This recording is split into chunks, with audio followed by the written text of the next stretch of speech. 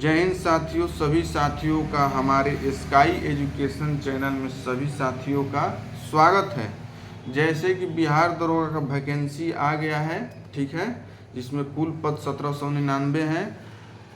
तो हमारे चैनल के साथ बने रहिएगा और पॉलिटी से, इंडियन ज्योग्राफी से, वर्ल्ड ज्योग्राफी से, यानी तमाम तरह के टॉपिक जो है एक एक महत्वपूर्ण बिंदु को, पैटर्न को देखते हुए वीडियो जो है प्लेलिस्ट में डाल दिया गया, ऐड कर दिया गया है। तो आप हमारे प्लेलिस्ट को चेक करके वीडियो को देख सकते हैं, जो परीक्षा में बेहद ही हेल्पफुल होगा, काफ़ी ज़्यादा हेल्पफुल होगा। तो चलिए, कल मैंने पढ़ाया था मगध राज का उत्कर्ष, यानी सप्ताह के अलग अलग दिन अलग अलग विषय से संबंधित लूसेंट से जो है ये क्विज रहेगा। तो चलिए आइए देख लेते हैं। ध्वनि, आज है ध्वनि, आज फिजिक्स का मामला है। ध्वनि की चाल, विभिन्न माध्यम में ध्वनि की चाल विभिन्न होती है। किसी माध्यम में ध्वनि की चाल मुख्यतः माध्यम की प्रत्यास्थता और उसके घनत्व पर निर्भर करती है। माध्यम में प्रत्यास्थता कहें तो इलास्टिसिटी और डेंसिटी पर निर्भर करता है, ठीक है। ध्वनि की चाल सबसे अधिक ठोस में, उसके बाद गैस में, उसके बाद द्रव में, ये क्रम याद रखिएगा। सबसे अधिक ठोस में, उसके बाद गैस में, उसके बाद द्रव में। ध्वनि की चाल सबसे अधिक ठोस में, उसके बाद द्रव में, उसके बाद गैस में। ठोस, द्रव और गैस। हमसे द्रव गैस पहले कहा गया है, लेकिन ये क्रम सही है। ठोस, द्रव, गैस, ठोस, द्रव, गैस, ठोस, द्रव, गैस।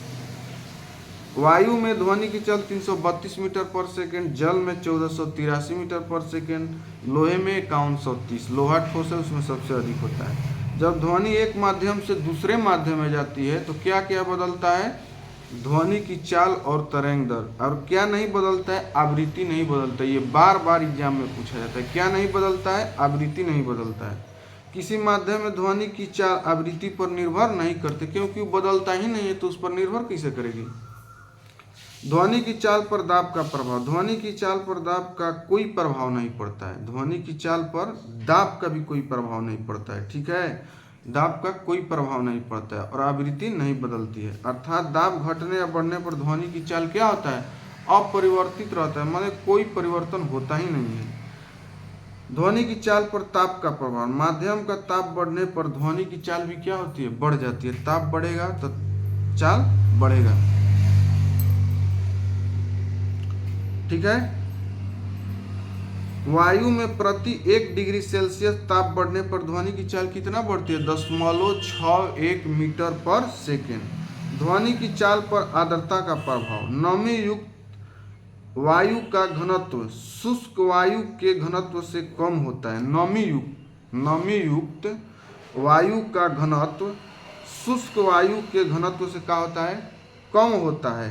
अतः शुष्क वायु की अपेक्षा नमी युक्त वायु में ध्वनि की चाल क्या होगी? अधिक होगा, ठीक है। क्यों? क्योंकि नमी युक्त वायु का घनत्व जो होता है ज़्यादा होता है। किससे? शुष्क वायु के घनत्व से। इसलिए ध्वनि का चाल नमी युक्त वायु में ज़्यादा होता है।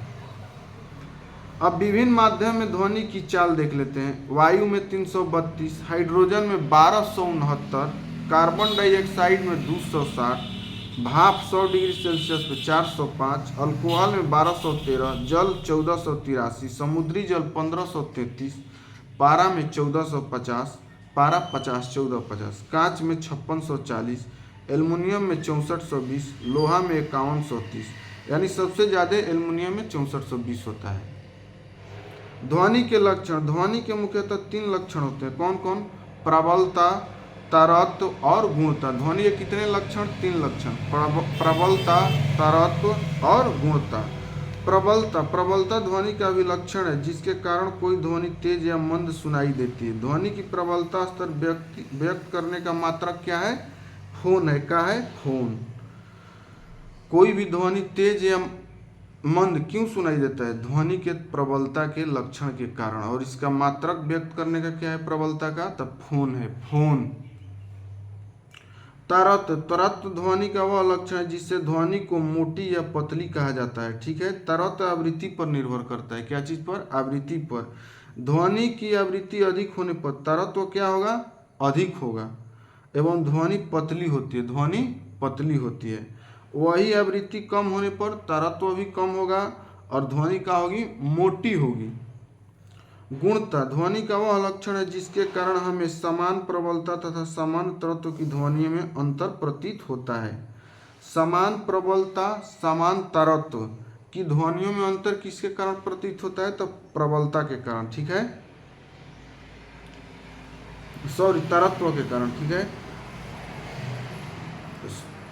गुणता ध्वनि का वह लक्षण जिसके कारण हमें समान प्रबलता तथा समान तरत्व की ध्वनियों में अंतर प्रतीत होता है।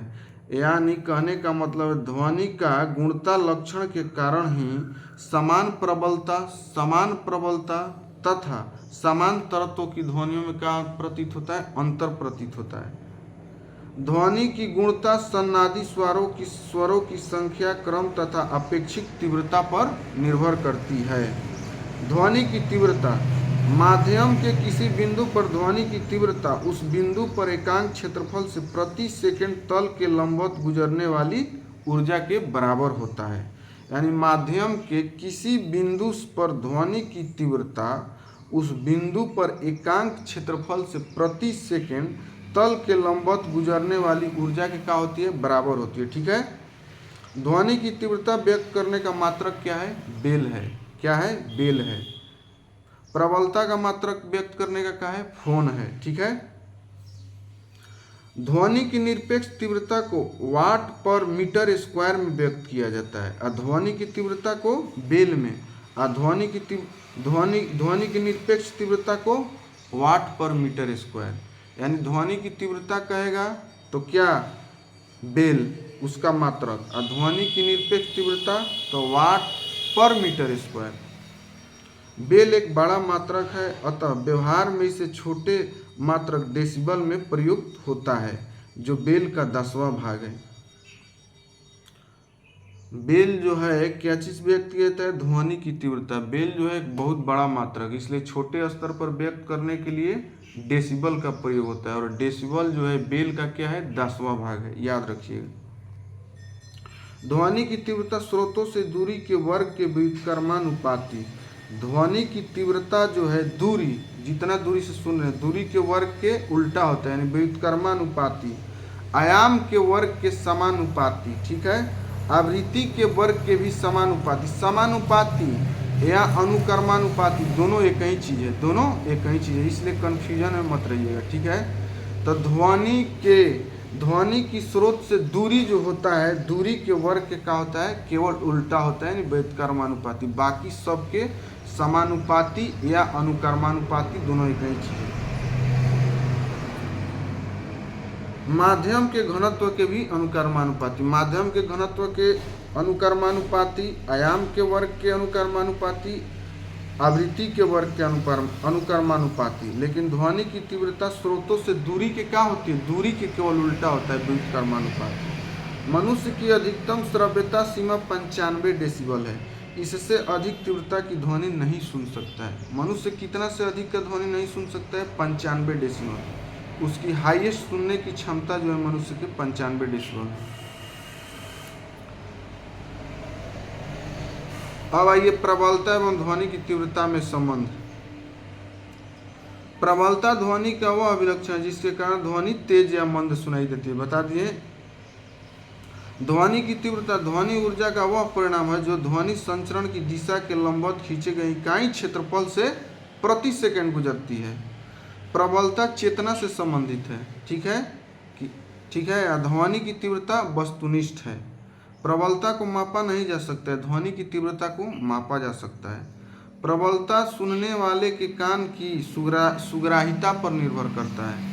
ध्वनि की तीव्रता सुनने वाले के कान की सुग्राहिता पर निर्भर नहीं करता है। ध्वनि स्रोतों से दूर किसी बिंदु पर ध्वनि की तीव्रता समान होती है। ध्वनि स्रोतों से दूर किसी बिंदु पर ध्वनि की तीव्रता समान होती है। दूसरी ओर प्रबलता उस बिंदु पर अलग अलग व्यक्तियों के लिए अलग अलग, क्या कि प्रबलता जो है व्यक्तियों के सुनने वाले कान की सुग्राहिता पर निर्भर करती है, इसलिए प्रबलता अलग अलग होती है, क्योंकि प्रबलता व्यक्तियों कान के सुग्राहिता पर निर्भर करती है, ठीक है। प्रतिध्वनि, जब ध्वनि तरंगे दूर स्थित किसी दृढ़ टावर या पहाड़ से टकरा कर परिवर्तित होती है तो इसे क्या कहते हैं प्रवर्तित ध्वनि को प्रतिध्वनि कहते हैं। यानी प्रतिध्वनि डेट मीन्स इको, टकरा करके जो आवाज लौटता है। प्रतिध्वनि सुनने के लिए श्रोता एवं प्रवर्तक सतह के बीच न्यूनतम दूरी कितना होना चाहिए? 17 मीटर या 16.66 मीटर अप्रोक्स। कान पर ध्वनि का प्रभाव कितना सेकंड तक रहता है? तो 1/10 सेकंड। अनुनाद, जब किसी वस्तु के कंपनों की स्वभाव आवृत्ति किसी चालक बल के कंपनों की आवृत्ति के बराबर होती है तो वह वस्तु बहुत अधिक आयाम से कंपन करने लगती है। इस घटना का बोलते हैं अनुनाद कहते हैं। यानी कहने का मतलब जब किसी वस्तु के कंपनों की स्वाभाविक आवृत्ति जो है, आवृत्ति मतलब बार बार रिपीटेशन, किसी चालक बल के कंपनों की आवृत्ति के बराबर होती है तो वह वस्तु बहुत अधिक आयाम से कंपन करने लगता है। इस घटना को क्या बोलते हैं? अनुनाद बोलते हैं। अब आइए देखते हैं क्या व्यतिकरण यानी इंटरफेरेंस ऑफ साउंड। जब समान आवृत्ति या आयाम की दो ध्वनि तरंगें एक साथ किसी बिंदु पर पहुंचती है तो उस बिंदु पर ध्वनि ऊर्जा का पुनः क्या होता है? वितरण हो जाता है। ठीक है, यानी कहने का मतलब है जब समान आयाम और समान आवृत्ति की दो ध्वनि तरंग, ठीक है, एक साथ किसी बिंदु पर पहुंचेंगी, एक साथ पहुंचती है तो क्या होता है? ध्वनि ऊर्जा का पुनः वितरण हो जाता है। इसी घटना को इंटरफेरेंस ऑफ साउंड बोलते हैं, यानी ध्वनि का व्यतिकरण बोलते हैं। यदि दोनों तरंग उसी बिंदु पर एक ही कला में पहुंचती है तो वहाँ ध्वनि की तीव्रता क्या होती है? अधिकतम हो जाती है। इसे समपोषी व्यतिकरण कहते हैं। क्या कहते हैं? समपोषी व्यतिकरण। यदि दोनों तरंगे विपरीत कला में पहुंचती है तो वहाँ तीव्रता क्या होती है? न्यूनतम होती है, तो इसे विनाशी व्यतिकरण कहते हैं। ध्वनि का विवर्तन यानी डाइफ्रैक्शन ऑफ साउंड।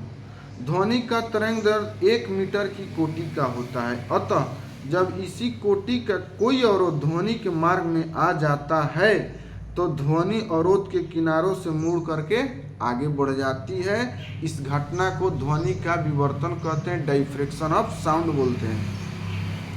यानी कहने का मतलब का ध्वनि का तरंग दैर्ध्य कितना मीटर की कोटि का होता है? 1 मीटर की कोटि का होता है। जब इसी कोटि का यानी 1 मीटर की कोटि का कोई अवरोध रुकावट ध्वनि के मार्ग में आता है तो ध्वनि अवरोध के किनारों से मुड़कर आगे बढ़ जाती है। इस घटना को ध्वनि का विवर्तन कहते हैं। अब डॉपलर प्रभाव क्या है? जब किसी ध्वनि स्रोत एवं श्रोता के बीच अपेक्षिक गति होती है, क्या होती है? अपेक्षिक गति। एक होता है अपेक्षिक गति और एक होता है का सापेक्षिक गति। तो अपेक्षिक गति होती है तो श्रोता को ध्वनि की आवृत्ति वास्तविक आवृत्ति से अलग सुनाई पड़ती है। इसे क्या कहते हैं? डॉपलर प्रभाव कहते हैं। क्या कहते हैं? डॉपलर प्रभाव कहते हैं। मैक संख्या क्या है? किसी माध्यम में किसी पिंड की चाल तथा उसी माध्यम में ताप एवं दाब की उन्हीं परिस्थितियों में ध्वनि की चाल के अनुपात को उस वस्तु की उस माध्यम में क्या कहते हैं? मैक संख्या कहते हैं। यानी किसी माध्यम में किसी पिंड की चाल तथा उसी माध्यम में ताप एवं दाब की उन्हीं परिस्थितियों में ध्वनि की चाल के अनुपात, ठीक है, किसी माध्यम में पिंड की चाल और उसी माध्यम में ताप एवं दाब की उन्हीं परिस्थितियों में ध्वनि के चाल के अनुपात को क्या कहते हैं? मैक संख्या कहते हैं। यदि मैक संख्या 1 से अधिक है तो पिंड की चाल क्या होगी? पाराध्वनि। पाराध्वनि क्या बोलते हैं? सुपरसोनिक। ये एग्जाम में इंग्लिश में ही पूछता है, सुपरसोनिक। सुपरसोनिक में ध्वनि का चाल क्या होता है? मैक संख्या क्या होता है? 1 से अधिक, ठीक है। यदि मैक संख्या 5 से अधिक है तो ध्वनि का चाल अति पाराध्वनिक यानी हाइपरसोनिक कहलाता है, ठीक है, हाइपरसोनिक। प्राघाती तरंग, जब किसी पिंड की चाल पराध्वनिक हो जाती है तो वह अपने पीछे माध्यम में शंकुआ आकार विक्षोभ छोड़ती है। इस विक्षोभ के संचरण को क्या कहते हैं? प्राघाती तरंग कहते हैं। तो आपका ध्वनि से संबंधित जो भी महत्वपूर्ण फैक्ट था वो खत्म हो गया। वीडियो अच्छा लगे तो चैनल को सब्सक्राइब और लाइक ज़रूर कीजिएगा। जो भी आपके दिमाग में कन्फ्यूजन हो गया, जो भी टॉपिक्स आप क्यों चाहते हैं, कमेंट ज़रूर कीजिएगा। तब तक के लिए मिलते हैं नेक्स्ट वीडियो में। धन्यवाद।